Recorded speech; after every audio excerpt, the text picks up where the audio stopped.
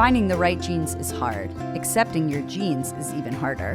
Whether you wear boyfriend or boot cut, high rise or low rise, this podcast will teach you to love the jeans you are in. I'm Rachel. And I'm Tina.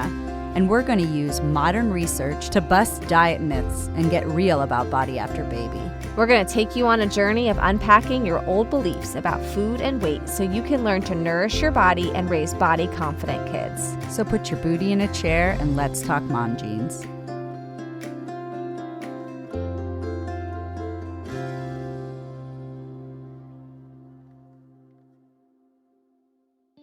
Hey listeners, we wanted to take a minute to tell you about our sponsor for this season, Dia & Co. Dia believes that great style is part of a life well lived. Their styling service and shop exclusively serves women sizes 14 to 32 with clothing that offers exceptional quality and fit.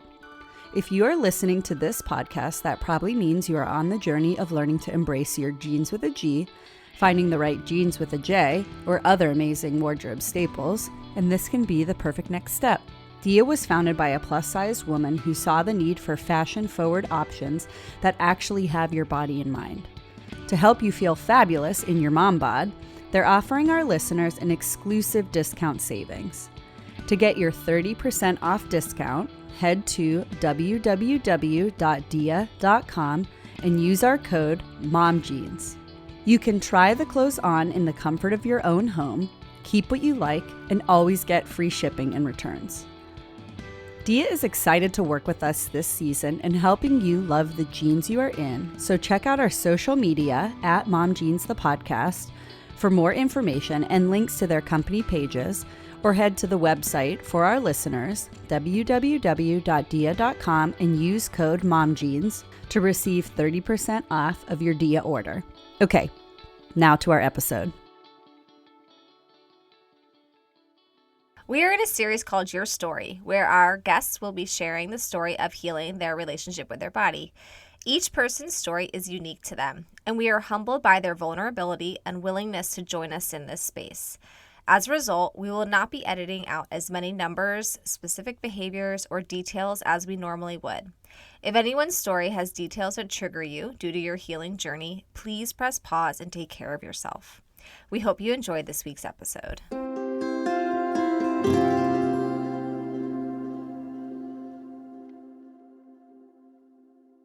Today we are being joined by two amazing people, Dr. Lesley Williams and her 9-year-old daughter, Leyla. We are discussing the book that was written by Dr. Williams after her daughter Leyla's experience with body shaming at school. So often, the conversation about body image is centered around adolescents and young adults, but today's conversation really highlights the early onset of body image distress. According to NEDA, 40 to 60% of elementary school girls ages 6 to 12 are concerned about their weight or about becoming too fat. In elementary school, fewer than 25% of girls diet regularly. These statistics are mind-blowing. Oh my gosh. Yet these girls don't even know what dieting involves, but can talk about calorie restriction and food choices for weight loss fairly effectively. Yeah, and as you know, this season's theme is your story, and we are excited about the angle of this episode because we are hearing two stories in this interview. We get to hear Leyla's body story that she has already begun to write in her short life, as well as hear the story from a mama's perspective about what it is like to watch her daughter's story unfold, and how it has impacted her own personal body story. It really brings to light the importance of having a home environment that is inclusive, that discusses bullying, confidence, race, and cultural narratives in age-appropriate ways.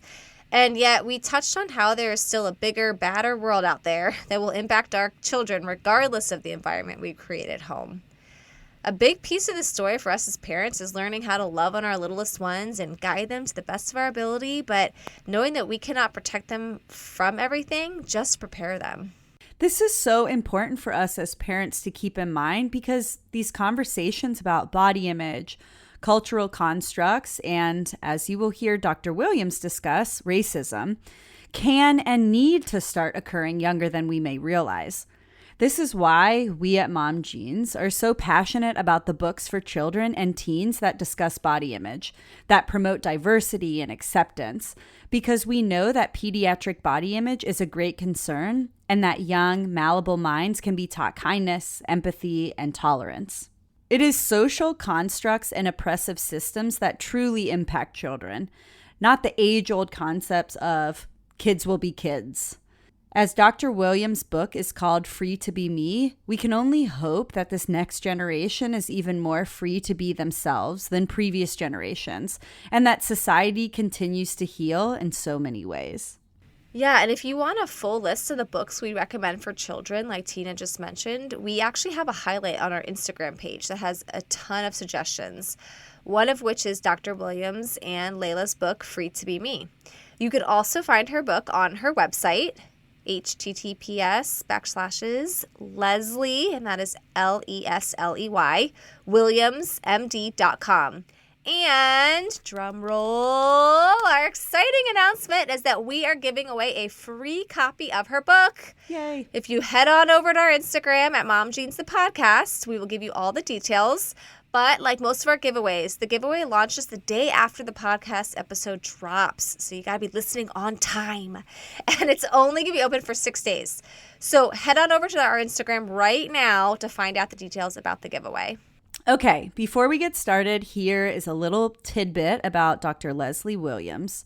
Dr. Lesley Williams is a board-certified family medicine physician and eating disorder specialist.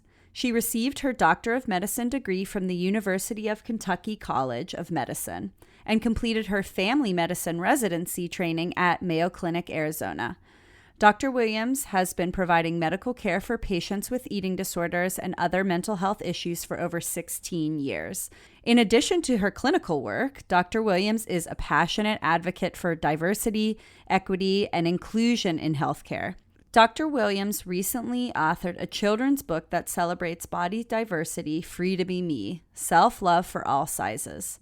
Her areas of special interest include health equity and health at every size advocacy. All right, let's get to it.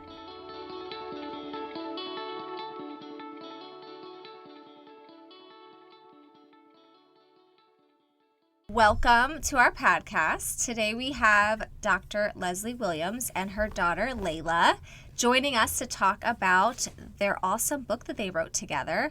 Leyla, how old are you now? 9, almost 10. 9, awesome. And I have right here, this book. Can you tell me about your book? It's called Free to Be Me. Can you tell the people who are going to listen to this all about your book? Well, first we made a booth we made for the children's business fair. What was the name of the booth? Beautiful. Everybody is And Beautiful. Everybody's beautiful. And what was the purpose of the booth? What did we sell there? We sold pins and bracelets and shirts. We wore shirts and we got to win an award at the end of the event. Oh, what was the award? Best. I think it was best. One of the best business ideas, I think, for the children. And a few of the kids got at the news interviewed us for our booth. Wow. You were on TV? Yes. I have never been on TV. That is so cool. What did they ask you about? They asked me what was the purpose of the booth and stuff like that. What did you tell them?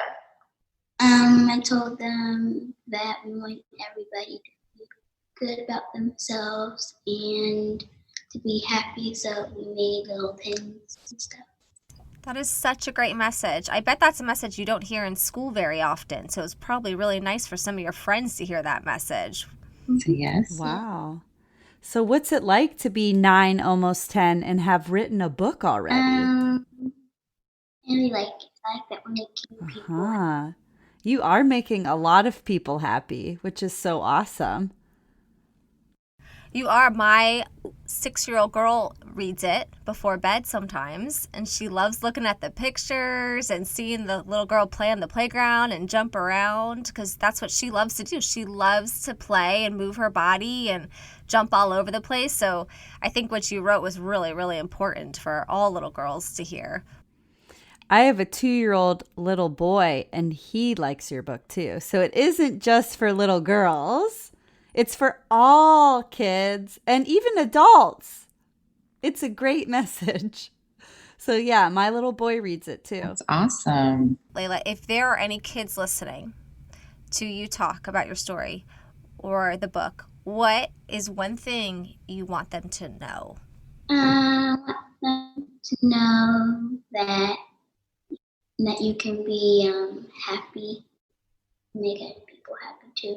Thank you so much. Thanks for joining. You're welcome. You're welcome. I love it. Well, thank you for letting her do that. I appreciate that. We've never had a kid on our podcast. We did it. Yay. Yeah, so we're going to jump into you now. Thanks for sharing your daughter with us for a hot minute.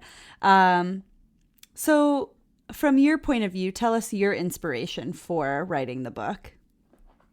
Absolutely. I think that my daughter Leyla was having some issues with feeling uncomfortable with her size. And I was really big into books that really reflected all types of diversity. And so we had books of all different types of kids. And I found it much easier to find books with kids of different colors. But it was a struggle to find books of kids of different sizes. And so when I started looking, there was just not a lot out there. There was like Amanda's Big Dream, and there was something like Little Big Fish, and maybe like one other book that really talked about size diversity. And even of those books, I still didn't see any girls that directly reflected her, that were little Black girls of larger size. And so it just inspired me like, hey, if there is a lack in this area, I suspect that there's other moms that might be looking for the same thing. And representation is something that I think that we, all want for our kids. And so it just inspired me to just, write a book and kind of utilize some of her experience and some of the things that I'd been using with her to kind of work on size acceptance and diversity. And so that was kind of the inspiration. I was wondering if you give our listeners a little bit of a background on just who you are, because I know you're also in the medical field and you work with eating disorders. So could you give listeners a little bit of background on you and your career? Sure. So my training is in family medicine, and I went into that field because I had a real interest in just trying to do women's health from a more holistic perspective. I think that initially, one of the things that I recognized was just this kind of connection between like food, mood, body image, and was just looking at ways to kind of look at that through like a medical lens. And when I was in my training at the Mayo Clinic, there was a grand rounds that we had for the department, and the then medical director of an inpatient eating disorder treatment center came and spoke. And I was like, wow, this is really cool. I love, I didn't even know that eating disorder treatment centers existed. I didn't know that much in general, but I was just like, I would love a place like this, but more so for people who struggle with overeating is what I thought, kind of would be more of an area of interest for me. And he convinced me to go work there. And I worked inpatient for a decade, really, and just worked with patients of all, across the spectrum. And I remember at that time him saying, hey, I don't know a place that specifically looks at, for instance, like binge eating, but you'll see that a lot of the underlying issues are the same, regardless of what the eating disorder label is. And so I think you would really enjoy this experience. And I did. I loved it. I learned so much. And so that's kind of, how I made that leap into, eating disorder. So I went and worked there directly out of residency. And so that's how I, started in the field. So I'm curious how you then took your experience as far as your career and working in the eating disorder field and then bridged it to actually having a child in your home who needed to now talk about body image and coach it, because it's one thing when you're the professional, it's another thing when you're the mama. So I'm curious what that was like for you. Yeah, absolutely. And it's funny because I definitely went into parenting with quite a bit of naivete because I thought, hey, I am an expert in this field. My interest in the field in the first place was just my own experience growing up. And I remember there just being such a hyper focus about food and body size. And I really went into it with a desire to kind of like find balance. I wanted to raise, happy, healthy kids, but I also wanted to have balance around like food and body image. And I think that's what initially attracted me to the field. So by the time I had kids, I'd been working in the field for a while and I really thought I was an expert. I was like, I've got this down. I'm going to introduce my kids to all kinds of foods. We're going to move our bodies in a very, happy and active way. And it's just going to be this utopia.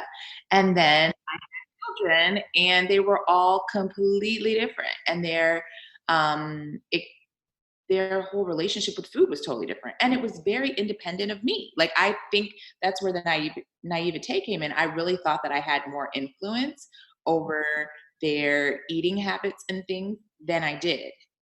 I really and so I laugh because I even talk about like Leyla, I can remember taking her to see like the breast, and here I am, a physician, I think I know about breastfeeding, and I'm taking her in to see the breastfeeding consultant because I'm like, she eats so fast. And all these books say, 30 minutes of nursing or whatever. And she nursed for like 2 minutes. And so I was like, something must be wrong. I must be doing something wrong. And I remember they took all her clothes off, they weighed her, they had me nurse her, then they weighed her afterwards, and she had gotten all that she needed in that short little window of time. And I was like, wow, so I was like, okay, the books are wrong. Clearly she's on her own time schedule. And honestly, it's been that way ever since birth. She just has, an independent relationship with food. She enjoys food. She enjoys eating. She likes to, eat a variety of different things that her brothers won't eat. And so it's just kind of funny because I can remember that as, even from a young child. And then I have my oldest, Cameron, who is very, very picky about food. And so I have to like, navigate in that way. And then I have another one, my youngest, who's like in the middle. He eats when he's hungry. He stops when he's full. He likes a variety of foods. Like it's just insane. And so it definitely was difficult to accept the fact that there is the nature as well as the nurture piece. Totally. I want listeners to hear exactly what's being said right now. This is a professional in the field that has been working in the field for so long and is experiencing real life struggles with her children. We cannot control our kids. We can create that safe environment. We can bring in our normal, but the kids are going to be the kids, right? They are going to have their own personalities. They have taste preference. They have choices. They have their own body experiences. And so we can create that safe environment, but we can't keep them in that bubble. So it also kind of helps to absolve a little bit of that mommy guilt too, right? Because I think when you have kids, regardless of where they fall outside of what people consider the norm in terms of eating, whether they eat too much or they eat too little or whatever, it's still, as the mother, you're still seen as being responsible for their eating habits most of the time. And so, people always want to give you advice on, how to get them to eat more or less or different foods or whatever. And just being able to see how much of that is innate, I think, also helped me to kind of absolve some of that guilt. Cause I know, reading when you're pregnant, you read all these books about how, your kids' food preferences are completely reflective of what you do and what you don't do. And you know what I mean? It's like we take on so much of that responsibility and to know, hey, I pretty much created the same environment and, my kids, their eating habits are very different. I think too what's interesting is that our entire season is your story, and we're interviewing a lot of parents about their story. But I think the angle that you're bringing that I really appreciate is our kids also have their own story, and each child we're now watching develop their story and work through it, and all the little milestones and the nuances and the life experiences that happen. And so it's one thing to kind of work through and heal our story and continue to be proactive about that, but it's another thing to also then watch our children start to develop their story. It's just a really unique angle that I'm appreciating that you're sharing here. And I think one of the things that's also unique is having, 3 different children and just navigating, like taking them to the pediatrician's office, for instance. I have to, in our pediatrician's office, the scale is right out in the hallway. The kids are weighed. They usually tell them what their weight is. And 3 different children who have a different experience with that number. And so I have to go to the pediatrician's office. The kids know they have to get on the scale backwards. I have to speak to whoever's weighing them and say, please don't state the weight out loud. The pediatrician has been trained to I just want you to show me the trend and we can talk about the trends. And so it's a lot of advocacy. And then the kids are like, well, why do we have to do this? And why are we doing it different than the other kids? And I'm like, just because we've had experiences at my other office I used to have. I had a scale and there was a Post-it over it, so you couldn't see the number. And once the kids were playing doctor and I was in another room, and they came and they asked me about it, and I said, that's why it's there, just leave it there.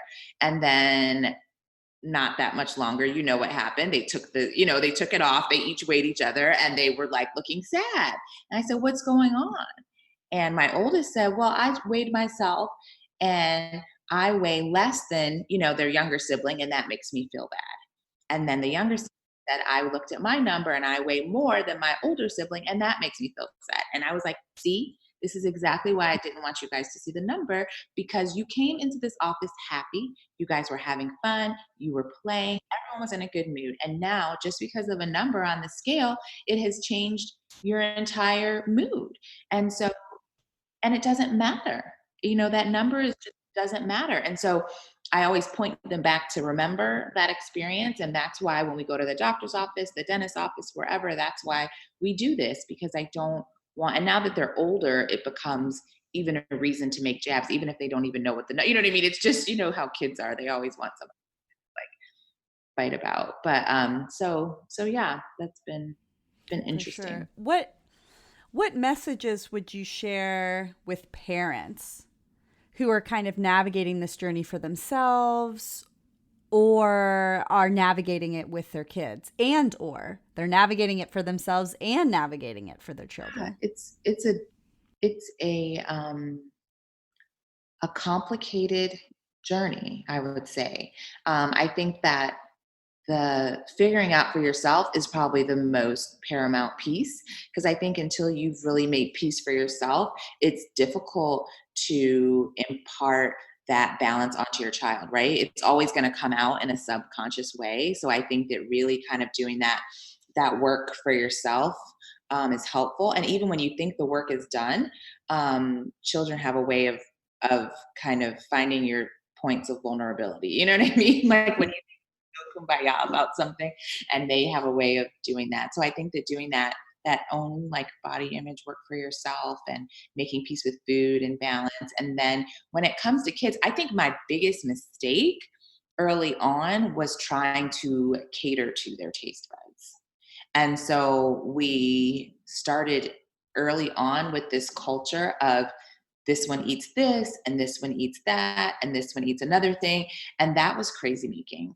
And it then created a very negative experience for me when it came to trying to feed my children. And then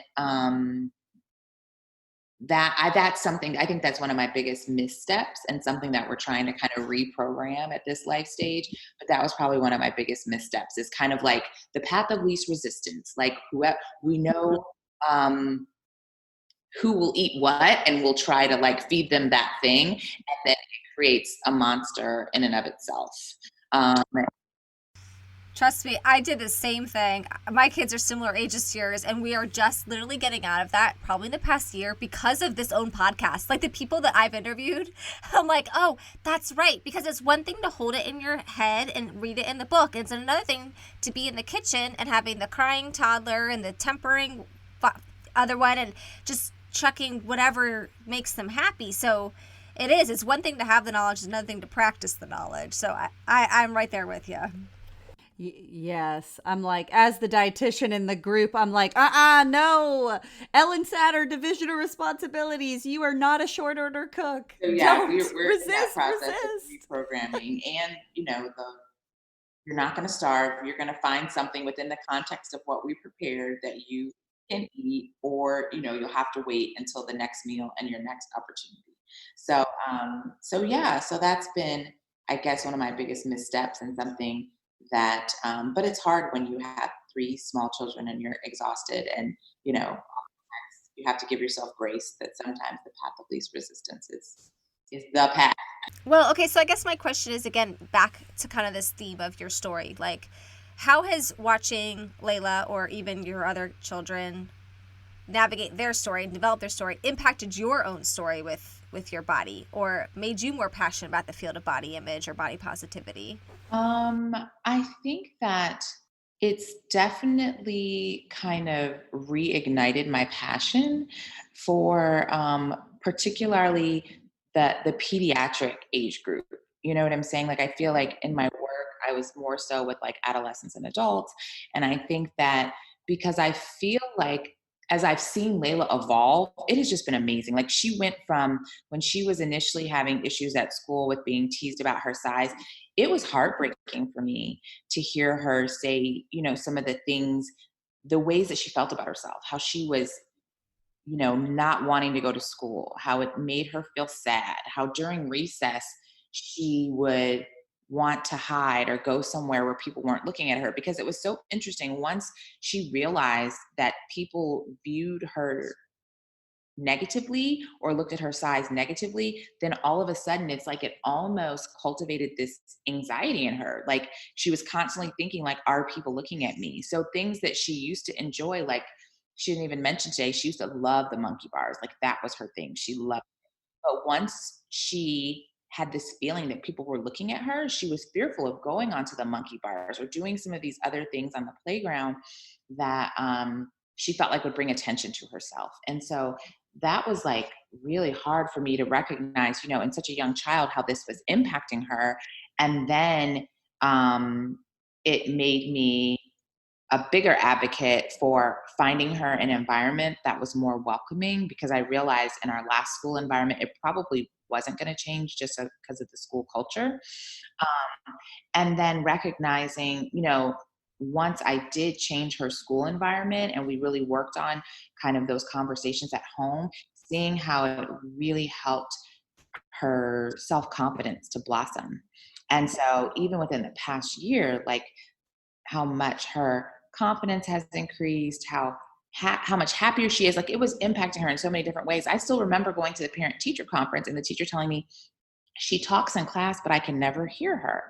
I'm like, that's the weirdest thing. We don't see that at home. And she's like, yeah, she whispers.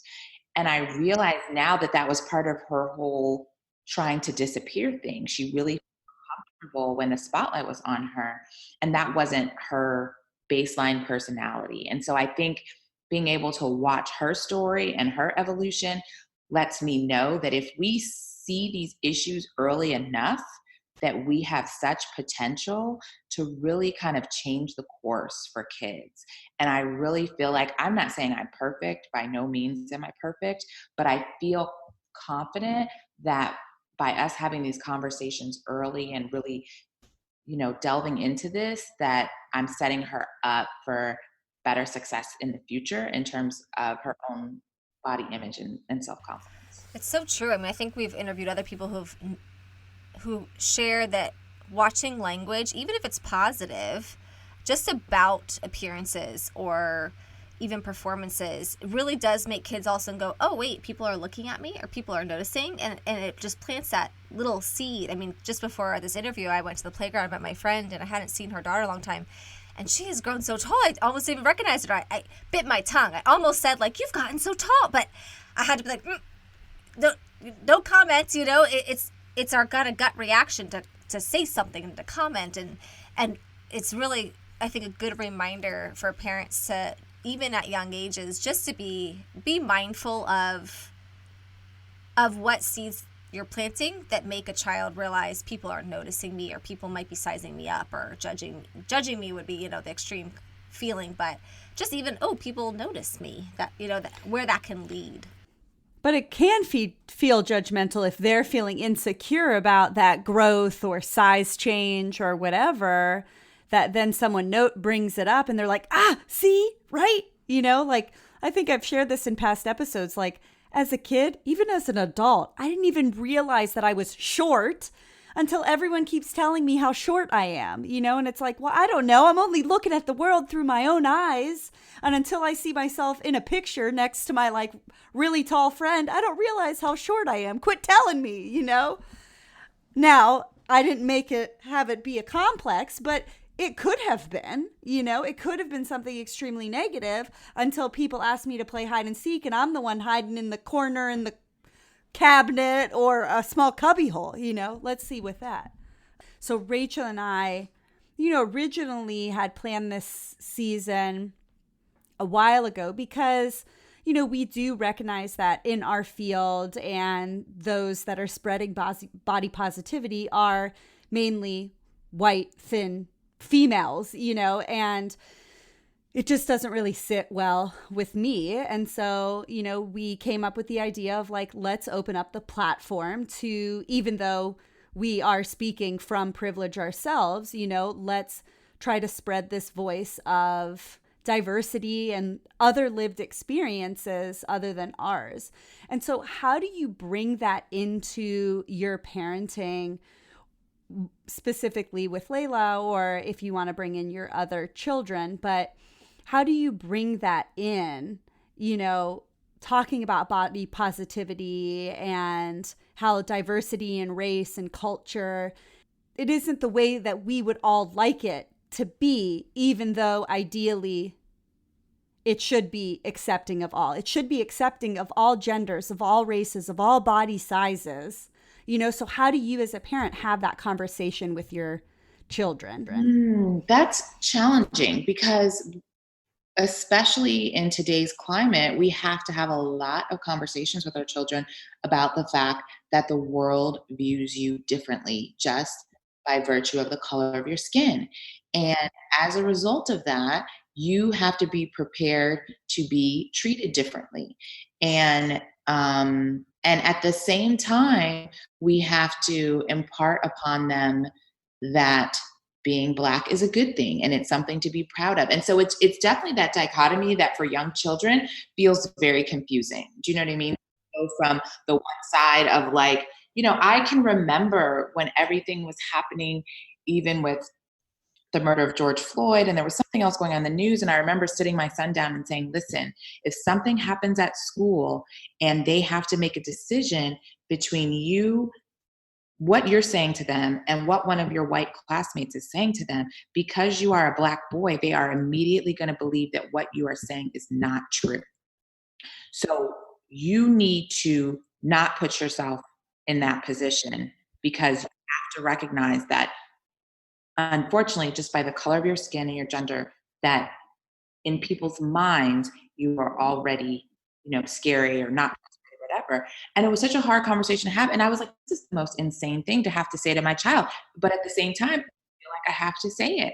I have to look at him. I can't send him into the world and have him believe that, you know, you are really seen as equal and people aren't going to have some kind of biases towards you, whether they recognize them or not.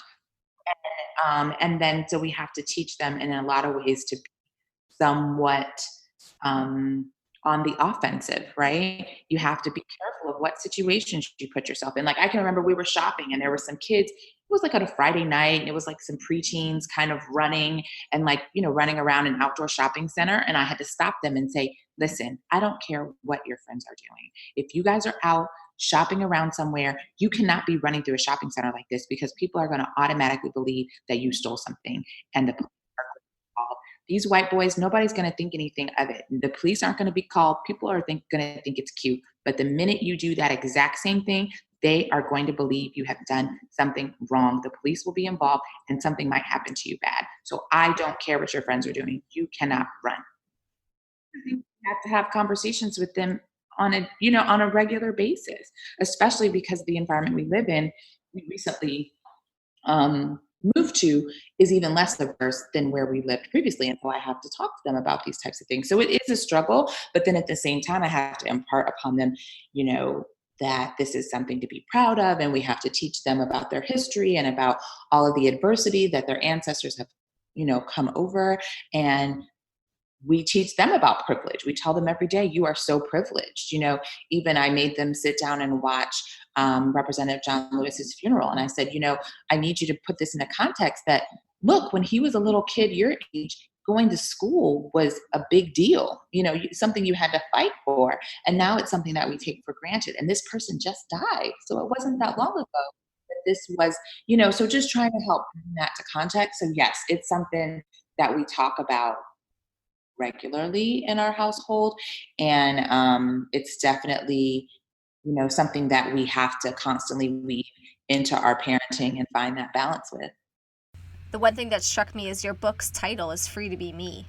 And yet you're having to have these conversations with your children I want to encourage you to be free to be you, but you kind of can't be because of social constructs and racism. It struck me, the title of your book and then the conversations you're having to have. Absolutely. And what we teach them is that we're working hard now so that hopefully when you're a parent and you're raising your children, this is going to be less of an issue, right? So we kind of tell them it's not something that's going to go away overnight, but each generation things are getting better. So things are better for us than they were for our parents. And we're hoping it's even better for you. And maybe, it won't be that far in the future where this doesn't have to be a talking point anymore. How does it relate to then the body image? So you have Leyla. So you're saying these are the conversations that I'm having with my sons, which is kind of different than I'm going to have with my daughter. And now my daughter also was going through this whole body image experience. Do you find that the two are connected or that you're having to have a similar conversation with her? I do. I have to have similar conversations with her in terms of race, and then you add the body image piece, which is separate, which is interesting because I will say that I felt like she identified more with the body image piece earlier on. She felt like that was the thing that made her different. She definitely felt this like, my peers are treating me differently, or they're kind of ostracizing me in a way, but she always identified that more so with size. And I think as she got a little bit older, she started seeing more of the race piece. But I definitely felt like she saw it more through the lens of size first. And the boys, I think that they don't have as much body image issues, right? It's more of like the racial construct of being a Black male. Do you know what I mean? But they're not. I think if anything, Cameron's probably a little small for his size. It hasn't yet made him uncomfortable, but he's getting ready to transition into middle school. So we've been doing a lot of preparing him for that. Like, you're small. You're going to be really small when you go to middle school. It doesn't feel like it because of, most of our friends are like a little bit younger, because I remember him doing a Zoom as he's preparing like an orientation. He's like, they're all big kids. You called into the wrong number. And I'm like, no, babe, like these are going to be your peers and you are really small for your size. And, my husband had to tell him, you're probably going to be smaller than all the boys and all the girls when you start school next year. And we need to, mentally prepare him for that, because that can be very intimidating if that hasn't been your experience yet. And so that, I feel like we have to do more of that type of thing with him. But that's that body image piece that's different, right? Where it's like, if we're it's the not toxic masculinity. Right.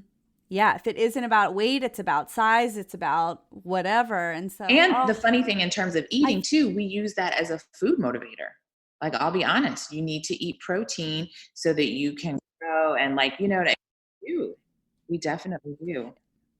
Yeah, you need food to grow. I think it's great, and I hope parents can hear this, that like you're doing the prep conversation. It's not that you're trying to like backtrack. It's like, ooh, this already happened and now we're talking about it. It's like, as much as you're trying, you are creating that safe environment that talks about real things, that talks about possible scenarios in relation to many things. And so it just sounds like your kids are well prepared. Now, granted, life happens. We can't protect them from absolutely everything. So like you can make them the most well-prepared children and life is still going to happen.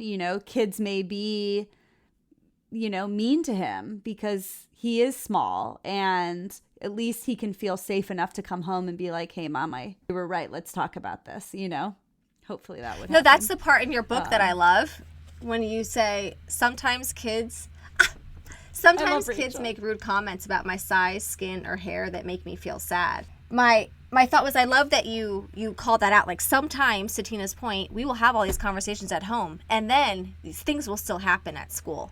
And people will still say things. Or even if it's not happening to you, you'll see it happening with other peers. And what will you do then? And I think just acknowledging and calling out, like, this is going to happen outside of our home. And what is going to be your role, or how's it going to feel, and just preparing them for a real life, I think, is kind of an interesting conversation. I liked that piece of it, but share what your thoughts were on that. Well, and I was thinking about what Tina said too, is like, oh, I don't necessarily have to have the same conversations with my children, but you can from a different perspective of, hey, you're going to see injustice happen in your life, and how can you be an advocate for that? It was really interesting. I had an issue with my son where he kept coming home with holes in his pants, his uniform pants. And I was like, what is going on?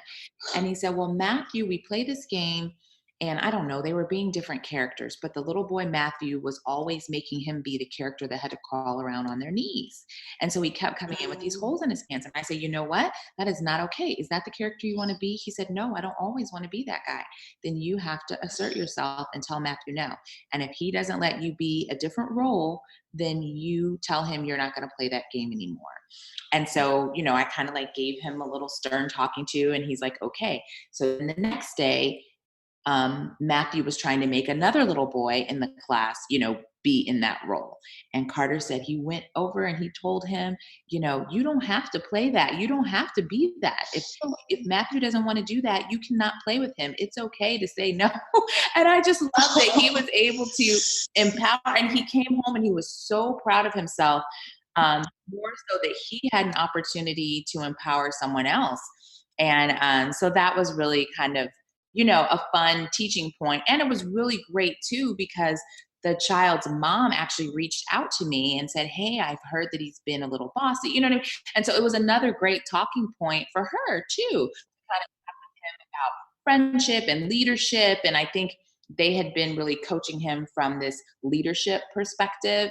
And, he was kind of taking it to maybe a different degree. And so, it was awesome teaching moment, I felt like, for everyone involved. But even, like I said, if you are not the person that's seen as, the one that is in the position where you're vulnerable, right? There's still opportunity for teaching.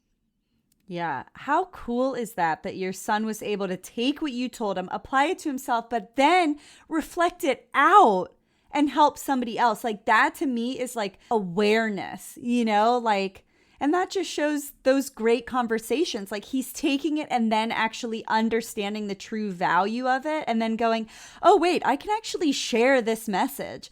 And it's the same thing with your daughter, where it's like, oh, wait, my mom and I have talked about this, and now I want to tell people, right? Like, that's so cool when we can truly teach our kids, and hopefully our own selves, like, let's be nice to ourselves. And then at the same time, to then spread it, and that's what Rachel and I are trying to do with this season of, like, we really want to be able to take all these different messages and recognize the power of words and how we can really spread awareness, spread positivity, so that we can all truly be on that equal platform. I think that parenting too has given me an opportunity to be more empathic towards my own parents. I think I always felt like really frustrated with, I felt like my mom was so hyper focused on certain things. And now as a parent, I can understand it's like this very helpless feeling, and you don't know how to best guide your kids. And sometimes you just use the tools that you have. And it isn't until, they're fully developed that you recognize, oh, maybe that worked or that didn't. But it helps you to be a little bit more empathic towards kind of evolution. Yeah, I mean, this kind of, like I feel like body positivity was not a thing with our parent. It just like I've brought my mom on this podcast and she's shared her story, and with just like, I'm trying, I'm learning, but this wasn't acceptable then, it wasn't talked about. And so it's like, yeah, I like that view. Like, let's have some empathy for our parents. It's okay. They said some weird stuff. They're also still saying some weird stuff, but they're learning, right? Like that's the truth. So do you have any resources that have been helpful for you or that you want to share with our listeners? That's a great question. I love Claire Misko's book, Does This Pregnancy Make Me Look Fat? I think is the title. Because I always have conversations with body image with any like friend or patient as soon as they become pregnant. That is such a period of transition in terms of, your body's from the inside out, and people are always so focused on the oohing and the ahhing about the baby and buying onesies, and no one ever really stops to have a conversation with them about how their body's going to change and how you're going to have mixed emotions about that.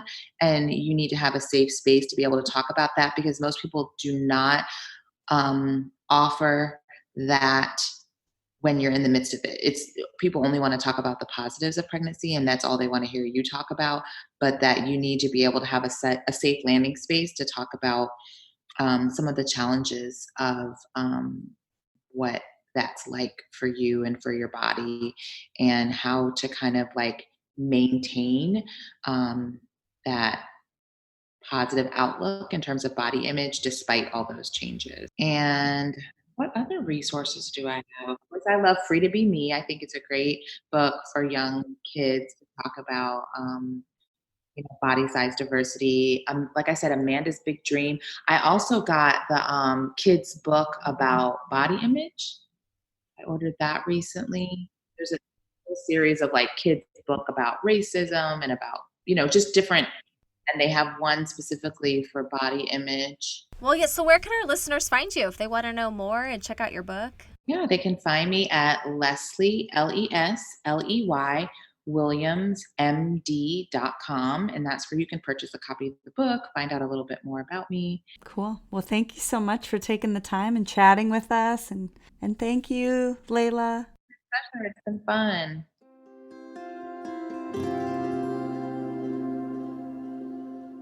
We hope you felt inspired and moved by this week's story. Please reach out to the person interviewed to connect with them in the ways they listed, or you can check out our social media pages at Mom Jeans, the podcast, for details on the episode and to find our guests' information.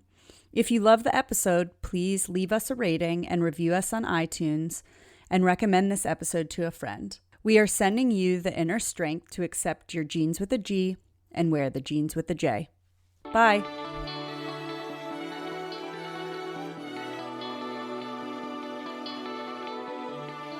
This episode of Mom Jeans was produced and edited by Rachel Coleman and Tina LeBoy. Just a reminder, this episode is not a substitute for therapeutic counsel or nutrition advice. Thank you to Jerry DePizzo for the music production. You can find episode information and show notes at www.momjeansthepodcast.com. Follow us on Instagram at MomJeansThePodcast and join the Mom Jeans the Podcast Facebook group to find a community of mamas learning to love their bodies and discussing the episodes. Thank you. Thanks for listening to Mom Jeans. See you next time.